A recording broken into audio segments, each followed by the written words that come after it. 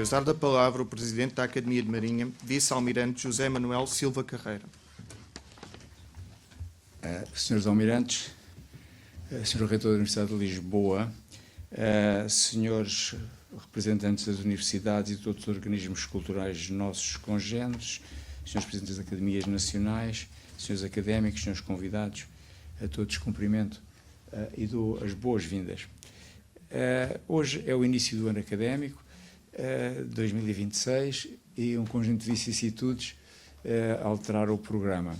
O Almirante-Chefe de Estado-Maior da Armada, que devia presidir, foi solicitado pelo Sr. Ministro da Defesa Nacional para ir para o Porto. O Sr. Almirante Vice-Sema, que devia representar a do Liceu, e também a entrega do Prémio Academia de Marinha não é possível ser feito porque o nosso académico e premiado, o Sr. Professor Mário Avelar, também está doente.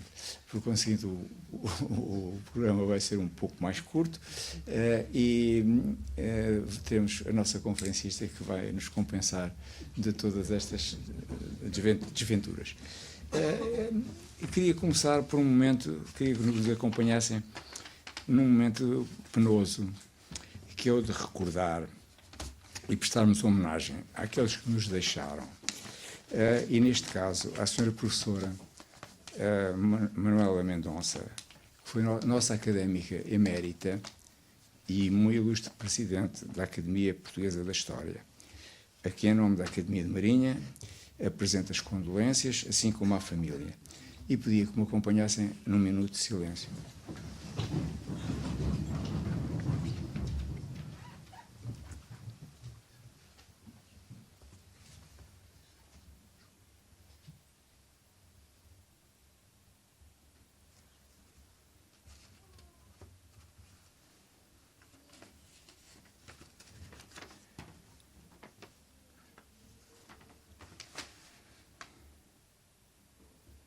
Muito obrigado.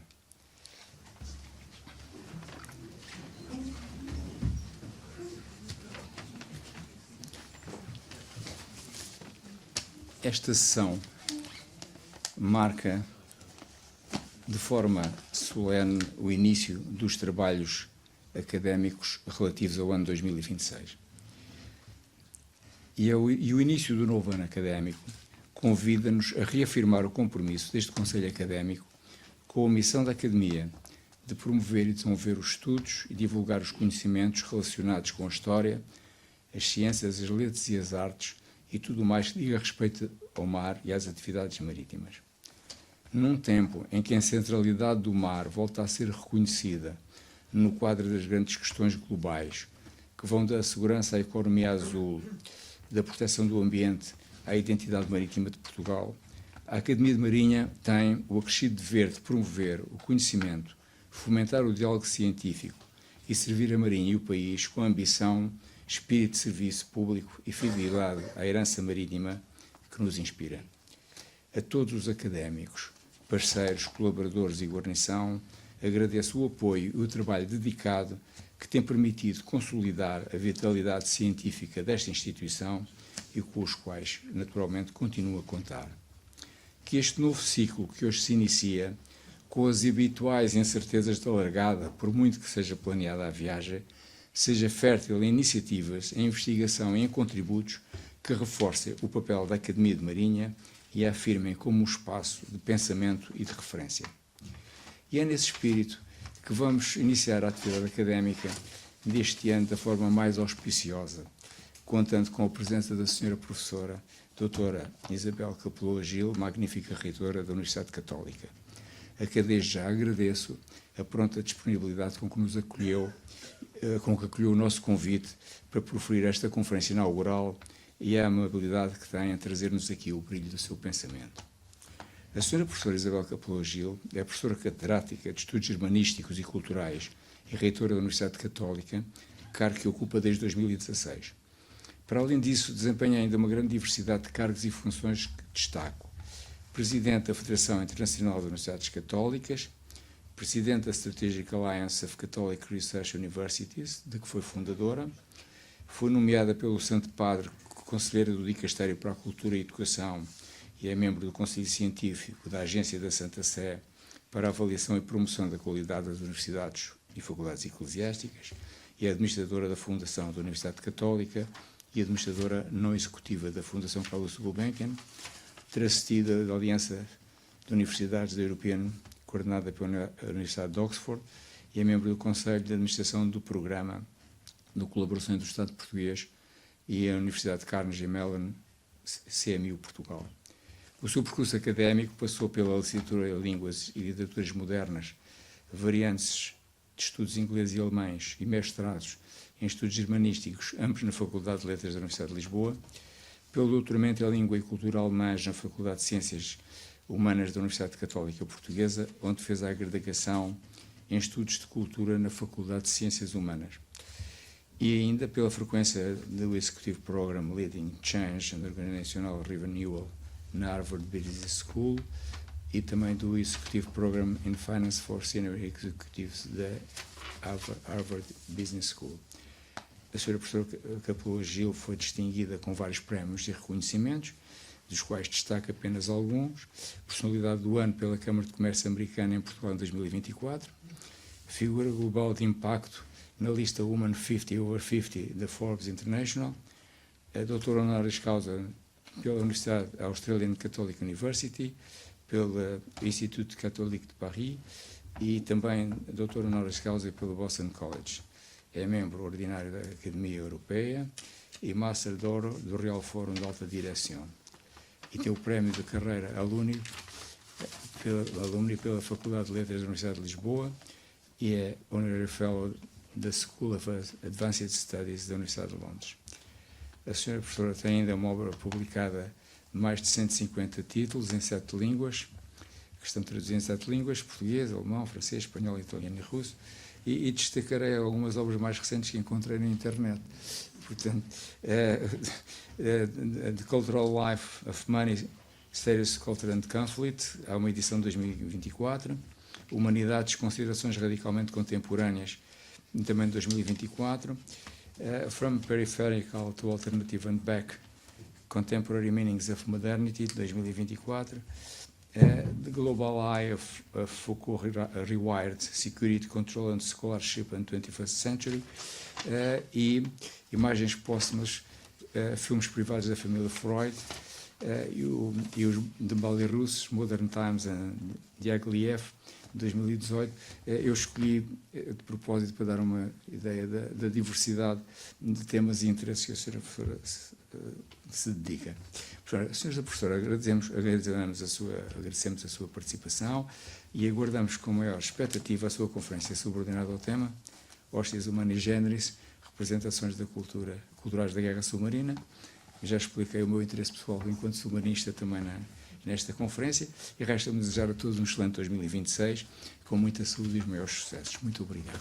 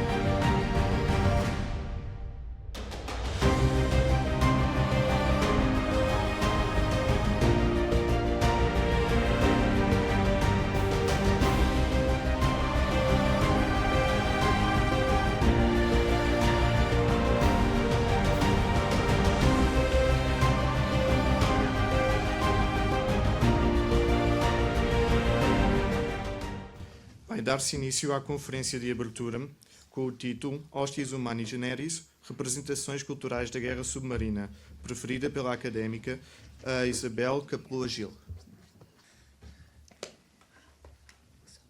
Senhor Presidente da Academia de Marinha, senhores almirantes, distintos académicos, já perceberam que eu sou uma novata, não percebi os rituais da Academia, mas vou aprender e na próxima ocasião em que participar nos eventos para assistir às conferências, tal não acontecerá. Muito boa tarde. Em primeiro lugar, dizer que é para mim um privilégio e uma honra ter sido eleita académica correspondente à Academia de Marinha, não só pelas relações familiares que tenho com a Marinha de Guerra Portuguesa, mas também pelo interesse de investigação e por tudo aquilo que representa a Academia de Marinha no panorama académico português.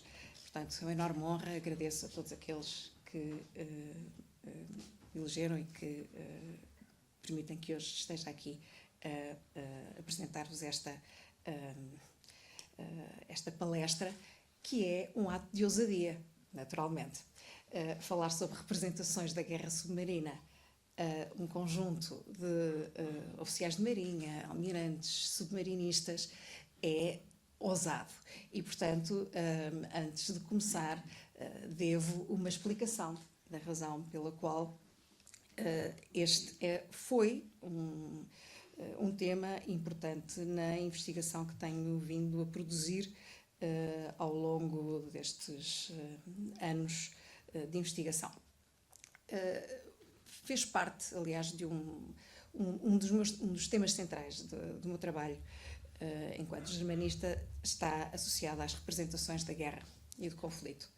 E, portanto, tenho trabalhado em várias modulações sobre esse tema e, neste escopo, em 2016, fui convidada por uma universidade na Noruega, em Trondheim, para fazer parte de um grande projeto financiado pelo Estado norueguês sobre os oceanos. Era um projeto interdisciplinar, financiado pela Fundação Norueguesa de Investigação, que tinha 3 eixos: os oceanos, representações, regulação, recursos. E, portanto, o objetivo era trazer para o mesmo contexto investigadores de áreas distintas que procurassem estabelecer e analisar, discutir, apresentar as interações e relações entre formas de representação dos oceanos, com a maneira como os oceanos eram e têm vindo ao longo dos tempos a ser regulados, a ser percepcionados, geridos no âmbito do direito internacional, e também associá-lo àquilo que para a Noruega é particularmente importante, a exploração dos recursos marítimos. Nós falamos da economia do mar, este é um tema que é particularmente relevante, como sabem, para a Noruega, e, portanto, tínhamos um conjunto de investigadores que iam desde engenheiros de material até historiadores, investigadores de literatura, de cultura visual, juristas, sobretudo um conjunto de juristas que trabalhou com as Nações Unidas no estabelecimento da Convenção do Direito do Mar, havia também um grupo francês de filósofos, portanto era um grupo norueguês, um grupo português, um grupo australiano e um grupo francês. Portanto, este projeto, que terminou em 2020, deu origem depois a uma larga, ampla publicação em norueguês. Portanto, é que muito poucos terão acesso, e aquilo que vos vou apresentar hoje é um pequenino excerto de um capítulo mais longo sobre esta matéria. De onde é que veio o interesse no submarino?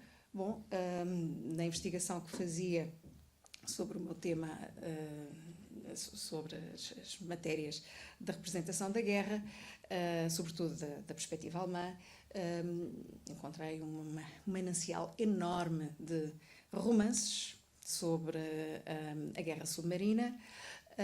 Depois, e sobretudo com o desenvolvimento do cinema, logo nas primeiras décadas do século XX, mas sobretudo entre o início dos anos 30 e os anos 60, há um manancial enorme de filmes, sobretudo alemães, mas não só, quer dizer, o cinema de Hollywood também tem um manancial grande nesta matéria. Interessava-me perceber qual era o impacto destas ficcionalizações em matéria da representação, da percepção pública, das decisões políticas tomadas em torno desta arma. E, portanto, é isso que levou ao meu interesse nos submarinos, ao estudo, que é um estudo que continua. Há uma dimensão portuguesa neste capítulo, que tem a ver, por um lado, com um episódio, não vou falar dele hoje, mas é abundantemente conhecido de todos, que é o afundamento Augusto Castilho, pelo submarino U-139, comandado pelo submarinista que é acreditado como tendo tido o maior número de afundamentos da história, Lothar von Arnaud de la Perrière, e há toda uma componente interessante da forma como os alemães trataram este evento, que para Portugal é um evento central, no caso da Alemanha não é um evento central, mas a forma como este momento foi captado em vídeo e a utilização que era feita por Lothar Arnaud de la Perrière com uma câmara de filmar portátil, que era uma absoluta novidade, em 1917, de um submarino, comandante submarino, que filmou, se não todas, grande parte dos ataques submarinos que fez. E, portanto, esses filmes eram depois entregues ao alto comando alemão. Havia um setor que hoje chamaríamos marketing, mas que era o setor de propaganda, que tinha como efeito criar narrativas que depois eram apresentadas nas sessões cinematográficas. Estávamos no alvor do cinema, mas já havia sessões públicas de cinema. As notícias da guerra, estes pequenos filmes eram apresentados, editados e demonstrando o quê? A narrativa da bondade e da civilidade alemã no tratamento do inimigo, que combatia justamente uma das narrativas e uma das histórias enfim, das acusações mais divulgadas pelos aliados relativamente à brutalidade dos alemães no tratamento dos prisioneiros e sobretudo, a forma desumana e incivilizada como os submarinos e os comandantes submarinos e os marinheiros alemães tratavam justamente os sobreviventes dos navios que eram afundados. E, portanto, havia um propósito muito claro. E, portanto, este aspecto do tratamento do afundamento do Augusto Castilho no contexto mais lato da propaganda alemã sobre a guerra é particularmente interessante. Não está estudado e fez parte deste capítulo. Não vou falar disso hoje, já disse aquilo que cabia dizer sobre este tema e vamos passar então agora ao tema que nos traz hoje, portanto, à questão da representação cultural da guerra submarina. A tese desta intervenção salienta o modo como o submarino convoca fobias culturais e religiosas ancestrais e se articula ao mesmo tempo com a euforia do progresso. Assim, o submarino combina o enamoramento da modernidade com a velocidade e o poder tecnológico, ao mesmo tempo que reflete a ansiedade cultural relativamente à sua dimensão furtiva, que afinal se tem vindo a tornar o novo paradigma cultural da guerra no século XXI. Não é? Quando falamos dos drones, hoje em dia, a furtividade das armas, estamos a ver, é toda uma outra dimensão. O título Hostis Humanis Generis, o inimigo de toda a humanidade, é inspirado numa designação do direito romano, Cícero, que indicia um tipo de disruptor da ordem que não se enquadra na tipologia clássica do inimigo, que representa os interesses de uma organização reconhecida ou de um Estado, ou do criminoso, que viola o quadro jurídico da lei, da civitas. Veio a ser aplicado esta designação aos piratas, esses salteadores dos mares que são ao mesmo tempo uma ameaça à nação e à sua projeção de poder no espaço fluido dos oceanos, e que nas primeiras décadas do século XX, sobretudo antes dos acordos de Nyon, foi frequentemente usado para designar a arma submarina. Parte 1. A imaginação submarina. Se, como argumenta Michel Foucault, o navio é a maior reserva da imaginação, citei, porque convoca uma ideia de lugar que foge à própria noção de localização, diz Foucault que é um lugar sem lugar, que existe por si mesmo. Então talvez o submarino seja aquele que melhor representa este imaginário perturbador. Oriundo de um campo ideológico bem distinto da filosofia pós-moderna de Foucault, o jurista alemão Carl Schmitt afirmava já nos anos 40, numa obra sucinta, mas particularmente significativa, Land und Meer, que, sobretudo a partir da expansão europeia, o navio transformou a prática do poder, que deixou de se basear no domínio de um soberano sobre um espaço terrestre bem delimitado por fronteiras, para se expandir para os vastos oceanos, produzindo efetivamente uma revolução espacial planetária. O navio, e mais ainda o submarino, perturba a ordem legal baseada no direito sobre o solo, que constitui a base da norma no direito romano, indiciando assim também uma perturbação nas regras e predisposições culturais, sociais e políticas. Para Schmitt, estabelece as origens da constituição da norma jurídica associada a três elementos que ele chama, vou dizer em alemão e depois em português, Nehmen, Teilen, Weiden. O primeiro princípio é a conquista da terra. O segundo princípio, Teilen, a divisão da terra conquistada. E o terceiro princípio, o cultivo da terra. Portanto, a ordem jurídica surge a partir deste princípio triádico. Ora, o mar e a conquista do mar colocam em causa estes princípios. O início do século XX testemunhou uma enorme transformação das tecnologias bélicas, com a introdução do avião, do submarino, do tanque e de outras armas. No entanto, havia algo de profundamente inquietante no submarino, porque esta nova arma veio destabilizar crenças profundas sobre a geografia política do sujeito, mas também sobre a identidade cultural e a própria ideia de nação. O submarino, enquanto figuração filosófica ou cultural, estava ainda associado a conceitos como invisibilidade, mobilidade, velocidade, ideias centrais na construção da própria narrativa da modernidade, que, já no século XIX, Baudelaire tinha definido como o transitório, o efêmero e o fugídio.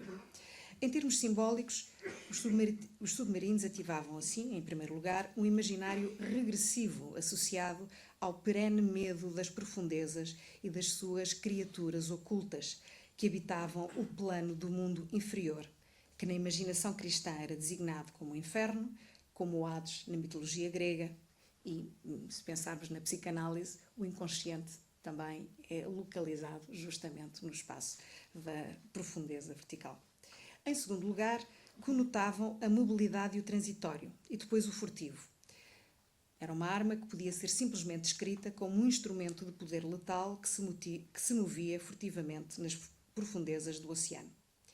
A ansiedade face a este universo submerso onde se escondiam os monstros era, contudo, acompanhada da vontade de o conquistar, seja na forma ficcionada ou experimental. Na tradição judaica da Cabala, a história do mundo deriva do confronto entre dois monstros. Carl Schmitt fala da terra e do mar como confronto permanente, não é? Mas, mitologicamente e simbolicamente, nós temos isso, desde logo, na Bíblia judaica e na Cabala. O confronto entre a poderosa baleia Leviatã e um animal terrestre, o Behemoth, descrito como um touro poderoso ou, por vezes, como um elefante. Os animais travam uma batalha que leva à aniquilação mútua. No entanto, os judeus, como Heinrich Heine descreve no seu Romancero, celebram a transformação do grande peixe através de uma refeição preparada pelo próprio Deus, simbolizando a capacidade transformadora do sacrifício do Leviatã para permitir que a comunidade seja fortalecida e renovada. O Leviatã, o monstro dos abismos, torna-se assim uma ferramenta de celebração da coesão comunitária. Na antiguidade, a literatura sobre embarcações maravilhosas, capazes de conquistar o abismo e executar feitos fabulosos, era extremamente popular. Cito apenas um exemplo, o romance de Alexandre, atribuído a Pseudo-Calístenes, que conta como Alexandre o Grande encontrou um caranguejo de proporções monstruosas, dentro do qual decidiu explorar as profundezas do oceano. Portanto, diz o que é que fez, fez uma jaula, colocou-se dentro dela, procurou, portanto, a intenção era descer e descobrir o que havia no fundo do mar. Embora o romance de Alexandre coloque as intenções do rei principalmente num quadro de aventura e exploração, o maravilhoso navio permitirá ao monarca conhecer a verdade sobre o povo dos mares. E este conhecimento do fundo do mar não exclui a sua apropriação bélica, uma vez que na narrativa a exploração dos mares está alinhada com a estratégia de conquista que levou à submissão dos habitantes de Jerusalém e à derrota de Dario, rei da Pérsia. A militarização da embarcação subaquática encontra-se já nesta ficção arcaica e vem a ser uma característica recorrente do imaginário dos proto-submarinos, não se tratando, portanto, de um simples desenvolvimento do início do século XX. Então, toda uma tese de historiadores que consideram que a militarização do submarino, portanto, que as primeiras propostas são sobretudo para o uso civil e que a sua militarização é um desenvolvimento do século XX. O Duncan Radford, que é um historiador que tem esta tese, mas na verdade não é bem assim, e até a história o demonstra, não é só a ficção, mas a evidência histórica. Mais uma vez, essa disposição bélica pode ser percebida na imaginação das máquinas de guerra de Leonardo da Vinci no Codex Atlanticus, no fólio 881 e no fólio 990, onde ele inclui o intrigante projeto de uma embarcação submersível concebida como uma arma de sabotagem, um navio para afundar outro navio. Antes do primeiro veículo subaquático conhecido entrar em uso, sem sucesso, dizer, na Guerra da Independência Americana, já artistas e filósofos haviam projetado em telas ou por escrito a sua imaginação de um veículo para conquistar as profundezas. William Bourne, vamos antes seguir a Leonardo, desenhou um desses dispositivos em 1578, na obra Inventions and Devices. Na corte de Jaime I, o holandês Cornelius de Rebel construiu o primeiro submarino conhecido, um dispositivo impulsionado por remos que fez alguns testes no rio Tamisa entre 1620 e 1624. Mas foi um inventor americano, David Bushnell, que desenvolveu o primeiro submarino militar em 1775, durante a Revolução Americana. O The Turtle foi utilizado em 7 de julho de 1776 para se aproximar furtivamente de um navio de guerra britânico e fixar um dispositivo explosivo no casco do navio inimigo. Embora a missão do The Turtle tenha falhado, o submersível voltou a ser utilizado na Guerra de 1812, embora tenha sido, durante a Guerra Civil Americana, que se registou o primeiro sucesso de um submarino. Não, estou a fazer isto mal. É este, exato. O Hunley, batizado em homenagem ao seu inventor Horace L. Hunley, e que é reconhecido pelo sucesso de uma ousada façanha. O Hunley utilizou uma longa verga para segurar e lançar uma carga explosiva, afundando com sucesso o navio da União, o USS Housatonic, durante o bloqueio de Charleston. Investigação recente, e é aquela imagem aqui de baixo, feita por uma engenheira biomédica do Naval Surface War Center, determinou que o Hunley foi também vítima de explosão, ou seja, efetivamente teve um impacto e conseguiu afundar o navio, mas foi depois, ele próprio foi vítima dessa explosão e toda a tripulação morreu no ataque de 17 de fevereiro de 1664. Eles encontraram esses dados. A equipa de Lance relata que, com base na onda de pressão gerada pela explosão, a tripulação do Hunley morreu devido ao impacto da explosão que, naquele espaço muito confinado, provocou aos tripulantes graves lesões cerebrais e pulmonares. E, portanto, essa análise foi feita há cerca de 5 anos atrás. Este foi, no entanto, o primeiro ataque submarino bem-sucedido conhecido, abrindo caminho para um novo paradigma da guerra naval. Assim, quando Júlio Verne projetou o Nautilus no seu 20.000 léguas submarinas, em 1870, já eram conhecidas uma série de experiências submarinas bem-sucedidas, destinadas tanto ao uso civil como ao uso militar, e vários inventores estavam envolvidos no desenvolvimento de novos projetos. Vou mostrar apenas aqui alguns. O Icteneo, peixe novo, inventado pelo catalão Narcís Monturiol, lançado em 1864, que, tal como o Nautilus, foi concebido principalmente para investigação submarina e incluía até um par de grandes vigias nas laterais para observação. Outro candidato frequentemente apontado como influência para Jules Verne foi o Le Plongeur, inventado pelo capitão Simeon Bourgeois e lançado em 1863, mas que foi exibido com grande sucesso na Exposição Universal de Paris em 1867. Este foi o primeiro submarino com motor de ar comprimido e que operava também com um motor alternativo. era também o maior submarino que o mundo tinha visto até então. No entanto, é preciso voltar ao repertório ficcional para compreender que é menos relevante desvendar os traços de engenharia, e não é esse todo o meu campo, que podem ter sido apropriados do universo subaquático de Verne, do que entender como o romance de Jules Verne contribuiu para a compreensão e a popularização deste novo tipo de navio.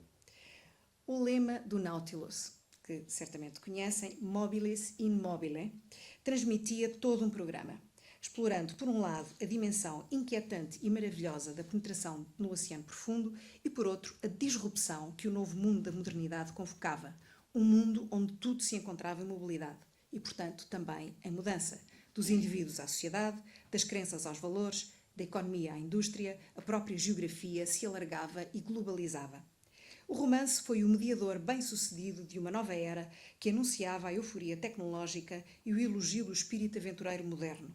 No entanto, essa modernidade também tinha um lado sombrio, e ela aparece no romance de Verne.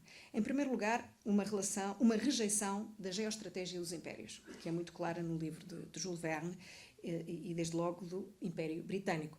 A personagem principal, o capitão Nemo, também conhecido como Príncipe Dakar, é uma personagem movida pelo ódio ao Império Britânico. Toda a sua família tinha morrido no botim indiano e, portanto, isso é o seu trauma familiar que motiva muita da sua ação.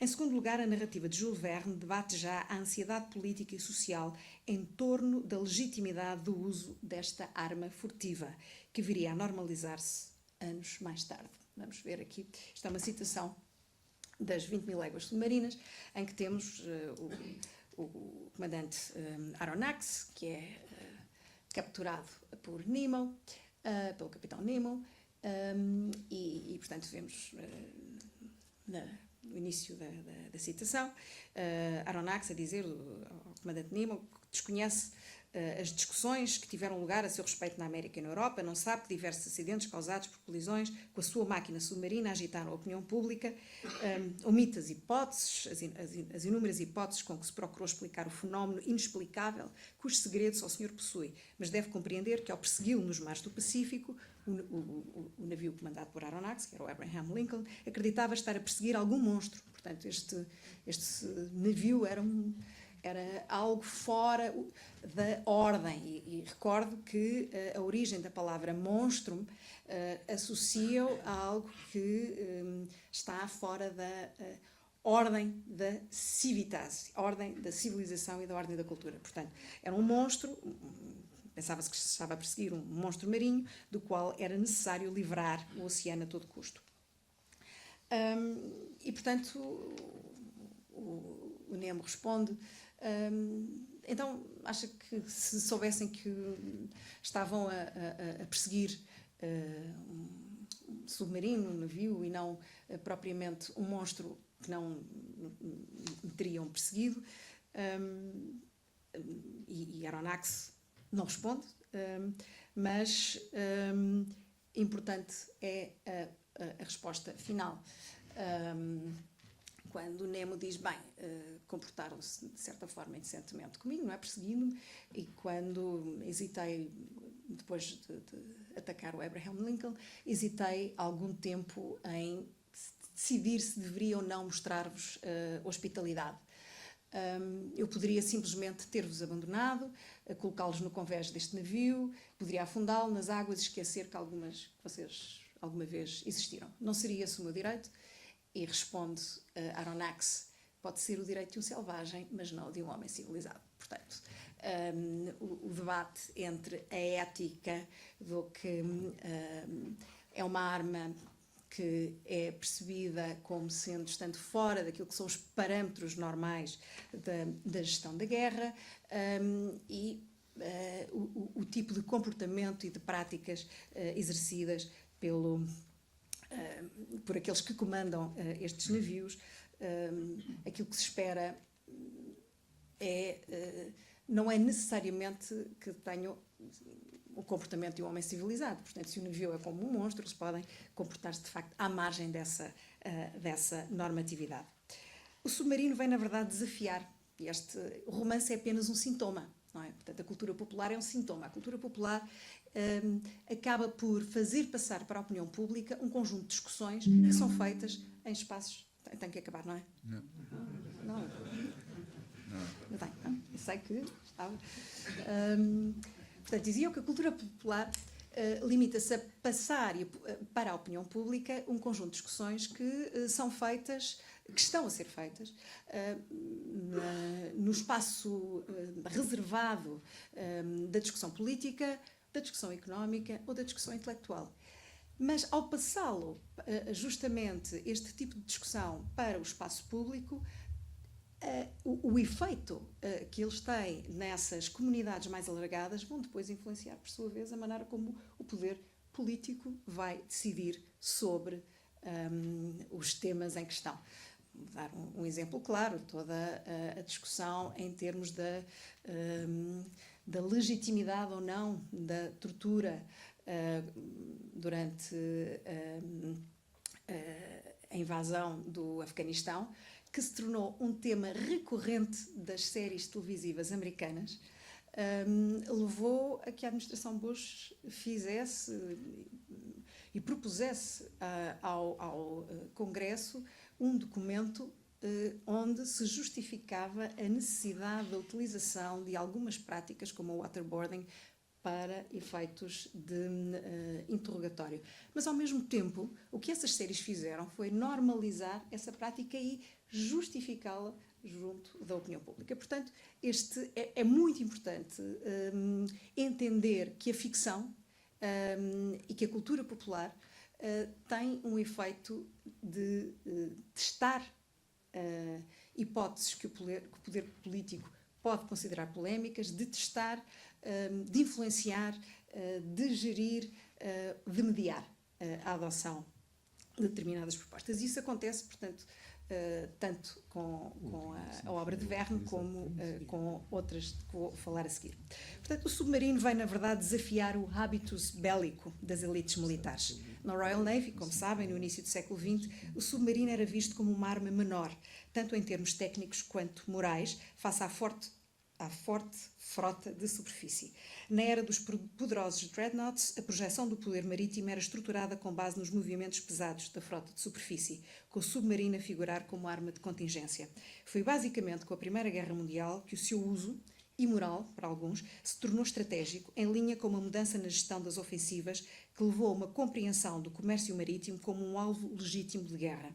Na verdade, até ao despoletar das hostilidades em 1914, os submarinos eram vistos como uma arma alheia ao ethos cavalheiresco da Marinha. Como Duncan Bradford argumenta de forma irónica, um militar cavalheiro, an officer and a gentleman, não se associaria a uma arma que se escondia dos seus adversários. A natureza injusta do submarino também era um risco político, pois comprometia o princípio do mare liberum. Desafiando o valor da liberdade dos mares e do fair play, os submarinos eram equiparados a piratas. Até hoje, a frota de submarinos da Royal Navy continua a utilizar a Jolly Roger como a sua bandeira de escolha. A Primeira Guerra Mundial trouxe uma mudança a esta condição, particularmente com o uso cada vez mais generalizado desta arma pelos alemães, visando não só alvos navais, mas também civis, ou seja, comerciais. Antes da Primeira Guerra Mundial, o submarino era visto como uma arma complementar, envolvida principalmente na patrulha das águas costeiras. O afundamento do transatlântico Lusitânia, em maio de 1915, provocou um clamor e levou a uma mudança de paradigma na percepção do submarino e, mais tarde, no quadro regulamentar associado às regras de combate naval. As autoridades alemãs justificaram publicamente o ato com o bloqueio inglês que estava a matar à fome a população alemã, forçando-a a recorrer a medidas retaliatórias. Isto é a expressão exata do alto comando alemão. No entanto, o que se tornava evidente era a forma como as possibilidades técnicas proporcionadas pelo submarino alteravam os princípios da guerra, mais especificamente da guerra marítima, salientando a assimetria do combate entre o navio de superfície e o submarino furtivo. A doutrina moderna estipulava que, para serem legais, os navios de bandeira deviam cumprir certos princípios, tais como a afiliação visível a um Estado, por meio da bandeira, que devia estar visível, se não em todos os momentos, pelo menos no momento do ataque. Além disso, os navios neutros não eram alvo legítimo para os beligerantes.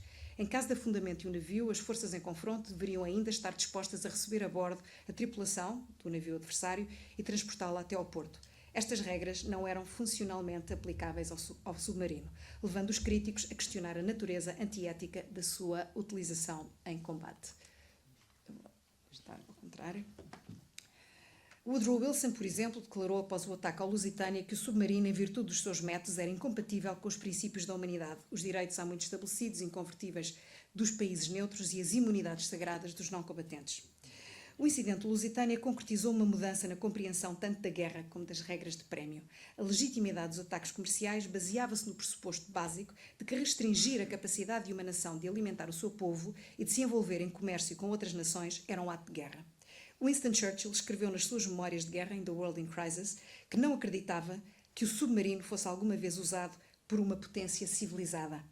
Embora o alto comando britânico estivesse dividido sobre esta matéria, o almirante Sir John Fisher, First Sea Lord, sugeriu num documento ao almirantado, em 1913, que era de esperar uma guerra submarina sem restrições e o afundamento de navios mercantes sem aviso prévio, porque o submarino não podia operar de acordo com as regras de prémio.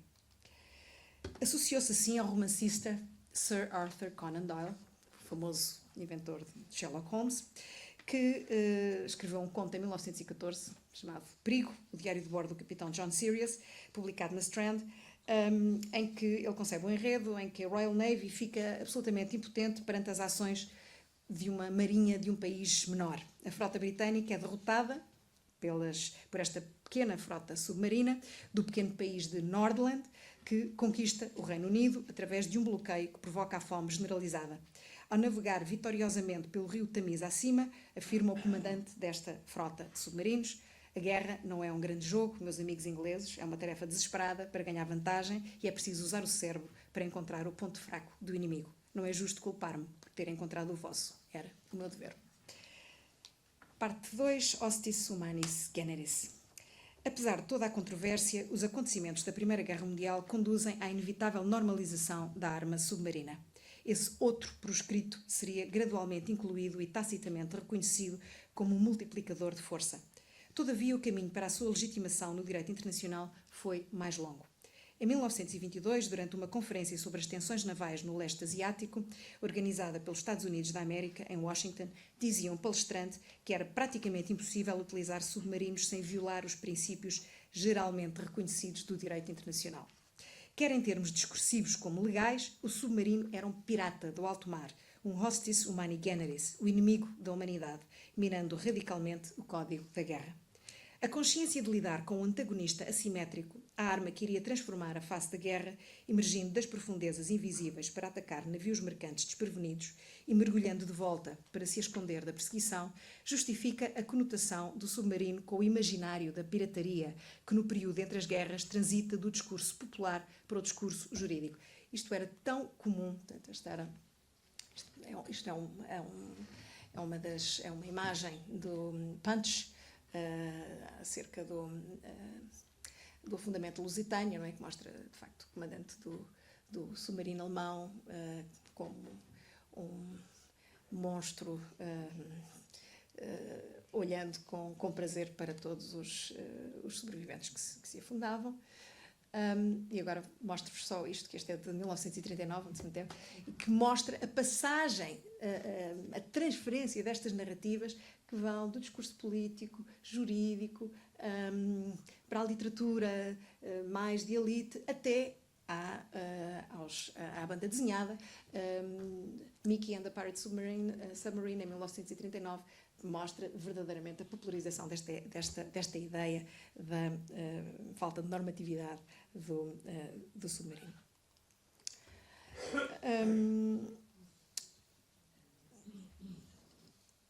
Na sequência, portanto, estava-se a tratar com um antagonista simétrico e ocorre, entretanto, em 1937, um marco importante para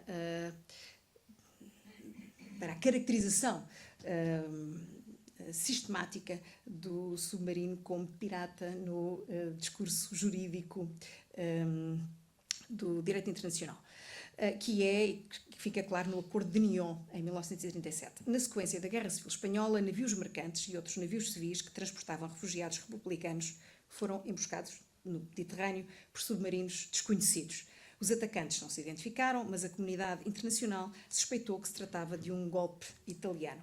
De forma convincente, estes ataques também interromperam o abastecimento da União Soviética à República Espanhola. Para oferecer uma resposta conjunta aos ataques marítimos a navios não beligerantes, a Grã-Bretanha e a França convocaram uma conferência que se realizaria em Nyon em setembro de 1937. 9 Estados mediterrâneos, mais a União Soviética, reuniram-se para discutir um assunto urgente. Portanto, a França, a Alemanha, 9 Estados mediterrâneos e a União Soviética. A Alemanha e a Itália não foram convidadas, naturalmente. Reuniram-se para discutir um assunto urgente, nomeadamente os ataques repetidamente cometidos no Mediterrâneo por submarinos contra navios mercantes que não pertenciam a nenhuma das partes em conflito na Espanha. Os signatários do acordo designaram esses atos como violações das regras de direito internacional e consideraram os ataques cometidos por submarinos como atos contrários aos ditames mais elementares da humanidade que devem ser justamente tratados como pirataria. Portanto, é a consagração num tratado desta dimensão. Voltamos a Carl Schmitt. Carl Schmitt reagiu ao acordo num artigo intitulado O Conceito de Pirataria, 37, estabelecendo a inaplicabilidade da ideia de pirataria ao conceito de político, uma vez que a pirataria ocorre num espaço sem Estado que não está sujeito à soberania territorial.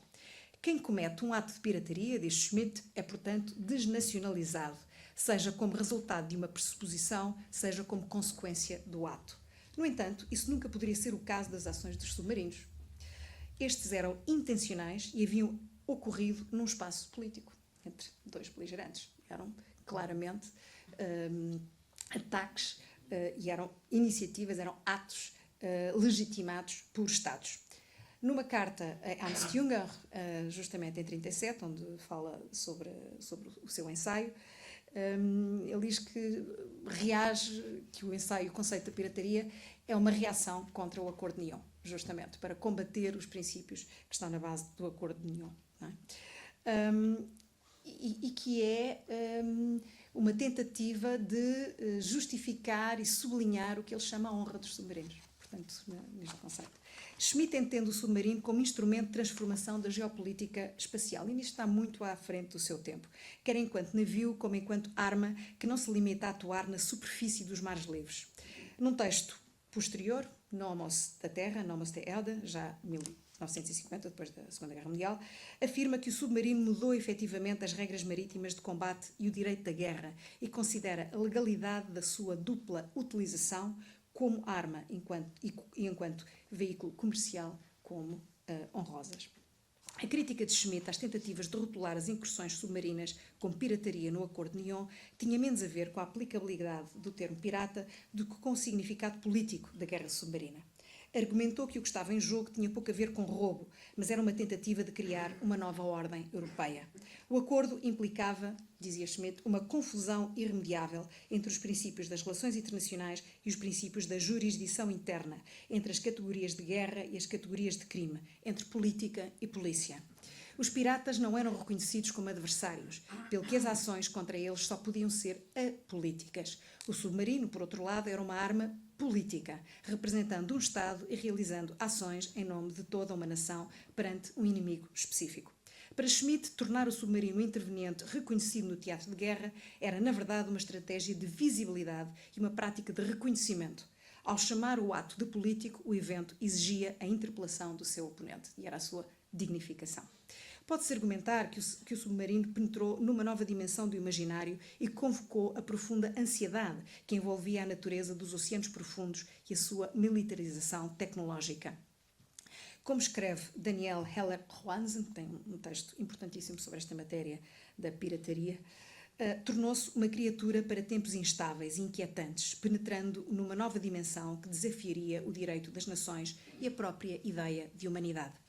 A generalização do uso do submarino sinalizou a transformação de um regime de guerra baseado na visibilidade, no campo de batalha, seja em terra ou no mar, para um modo de empenhamento baseado na vigilância invisível, anunciando uma espécie de panóptico invertido que incorpora o medo moderno da observação permanente e não verificável.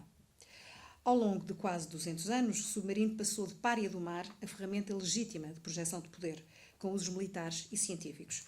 Isso ocorreu por meio de uma transformação cultural das percepções coletivas que veio a ter impacto militar e político. Disso são exemplos as narrativas de Jules Verne, Conan Doyle e muitas outras. Dispositivos simbólicos que produziram novas leituras, O primeiro enfatizando a proeza tecnológica, o segundo explorando a revisão estratégica da guerra convencional e o papel crucial do submarino nessa transformação. Eu vou apenas agora citar um excelente exemplo português que todos conhecem, do romance submarino, que foi um género que teve um crescimento exponencial na Europa a seguir à Primeira Guerra Mundial, na Alemanha e nos países da Entente também. Era extremamente popular entre um público de leitores interessados na experiência da guerra e na vida do mar, mas rejeitado pela crítica. A crítica intelectual achava este tipo de literatura uma literatura secundária ou menor, mas era do tipo de texto do género mais popular e mais consumido. Em alguns países, como é o caso da Inglaterra, este tipo de narrativas serviram para redimir a arma da suspeita de falta de nobreza, transformando-a de arma dos fracos em ferramenta de projeção da força naval dos poderosos. E, portanto, em Portugal tivemos um excelente exemplo disso, em 1936, as novelas submarinas do comandante Fernando Branco, que relata um conjunto de experiências, biográficas e ficcionais, mostrando a experiência de vida a bordo de um submarino e alguns episódios que não têm data nem referências geográficas, que ocorreram não só, e certamente talvez não muito com submarinos portugueses, mas de que teve conhecimento também com submarinos, e na sua maioria com navios e submarinos aliados. Os contos são estruturados em torno de uma oposição binária, desfigurando o inimigo, o bote, não é? Como um corsário dos mares. Portanto, há aqui uma inversão, o submarino alemão aqui é o pirata, é o corsário dos mares, e em contraposição ao corsário dos mares temos o monstro nobre, que é o submarino português. A narrativa descreve a excepcionalidade do submarino e das suas tripulações, utilizando uma linguagem que recorre à metáfora e à hipérbole para descrever o navio e a vida a bordo. A dificuldade de viver trancado dentro do que ele chama o caixão de aço, um espaço por vezes descrito como a caverna da morte. Tem algumas novelas que são assim um bocadinho mais tétricas, não é? Mas que são um marcador crucial da narração. A tripulação torna-se um alter ego da nação, oferecendo as suas vidas em sacrifício pelo corpo coletivo da comunidade nacional. O narrador invoca a história da primeira batalha naval, registada na história portuguesa, no século XII, e o primeiro almirante, Dom Foz Roupinho, para incluir as ações do presente no longo passado mítico. Um dos momentos desta inclusão, nesta linhagem, é quando, um momento desesperado, o comandante do submarino diz: morremos pela pátria, que era então a mesma que é hoje. Portanto, fazemos parte deste grande contínuo da nação. A retórica sugere a filosofia sacrificial, amplamente partilhada por todas as partes beligerantes, conotando a nação como um organismo renovado por ofrendas violentas. E temos um conjunto mais de outros exemplos, em que o submarino é retratado como um organismo vivo, como um monstro bom, que engola a tripulação e a torna uma espécie de um instrumento dos seus movimentos. E, portanto, a união quase umbilical entre a tripulação e o próprio navio. É uma espécie de baleia que engola um conjunto de Jonas e é descrito como um monstro sem barbatanas que assusta a fauna circundante. Isto é de facto muito interessante a maneira como ele utiliza o tipo de metáforas e de imagens que são utilizadas.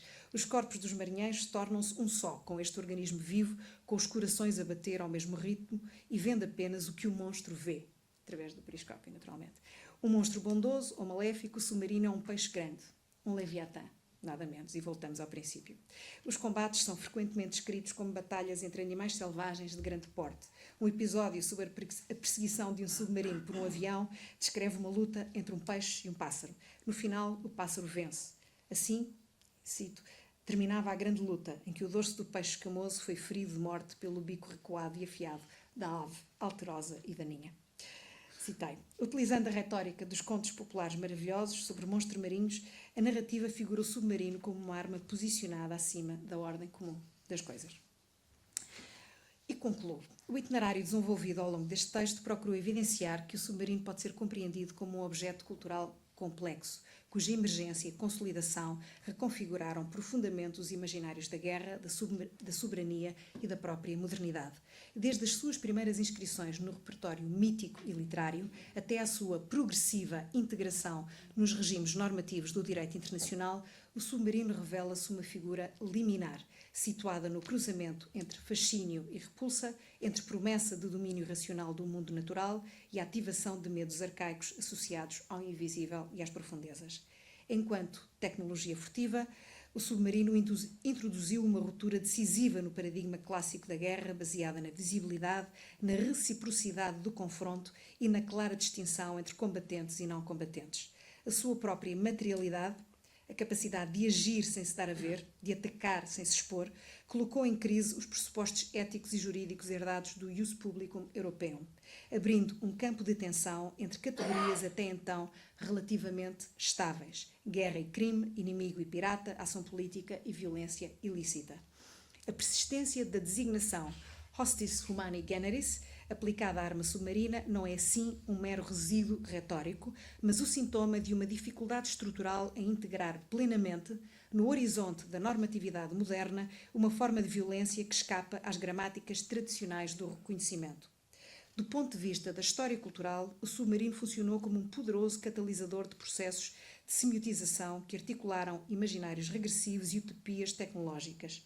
A sua associação recorrente a figuras monstruosas, ao Leviatã ou ao espaço infernal das profundezas, conviveu com a exaltação da mobilidade, da velocidade e da expansão ilimitada das capacidades humanas por via de proxies tecnológicos.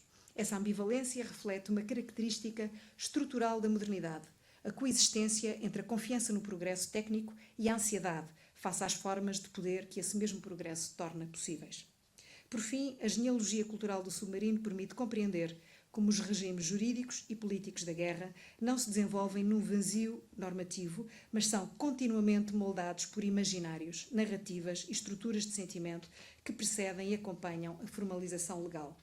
A lenta normalização do submarino enquanto arma legítima não eliminou as contradições que marcaram a sua recepção inicial. Antes, as incorporou num quadro mais amplo de adaptação do direito às condições materiais e simbólicas da guerra moderna.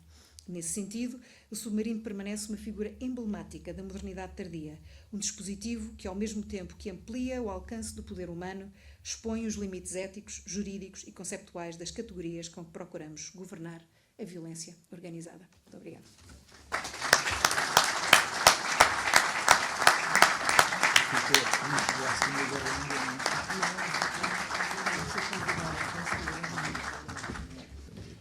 Com a autorização de Sua Excelência o Presidente da Academia de Marinha, em representação do Chefe do Estado-Maior da Armada, declaro encerrada a sessão solene de abertura do ano académico.